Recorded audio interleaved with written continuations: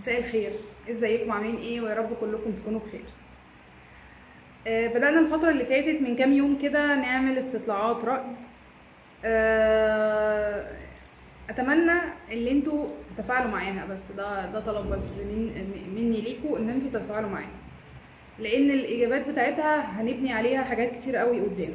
يعني ممكن حضرتك تكون شايف الموضوع بسيط، لا هو الموضوع بسيط، بس انا اقصده ان الاجابه بتاعتك قد ايه هي مهمه بالنسبه لنا. يعني مثلا السؤال اللي فات كان لو انت رزقت بمبلغ من المال، ايه اكتر حاجة تحب تشتريها، او ايه اكتر حاجة او حابب تهدي نفسك بايه؟ سبحة، كوليه، كانت الاختيارات اسورة، خاتم، سلسلة نضارة. طبعا التفاعل الاعلى هيوجهنا الفترة الجاية ان احنا هنهتم بايه، هننزل عروض اكتر عن ايه، هنهتم يعني. فاهمين قصدي ايه؟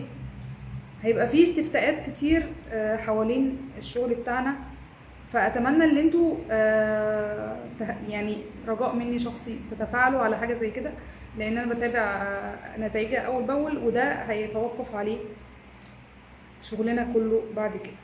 يبقى فيه برضو استطلاعات رأي كتير بعد كده، مش حابه احرقها بقى ونقولها دلوقتي بس في حاجات كتير قوي في دماغي الفتره الجايه، منها ايه الخصومات اللي تحبوها، العروض، هل تحبوا هديه مع الحاجه؟ يعني مثلا لما اقول عقد معاه اسوره، تحبوا احسن ولا تحبوا ان انا انزل تخفيض على المنتج نفسه؟ انا طبعا عارفه الاجابه من دلوقتي لان انا لاحظتها في العرض اللي انا نزلته بتاع السبح 99، بس برضو حابه اسمعها منكم او حابه اشوفها منكم في الاستطلاع اللي احنا هنعمله.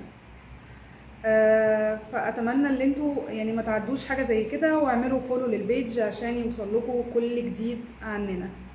شكرا ومع السلامه.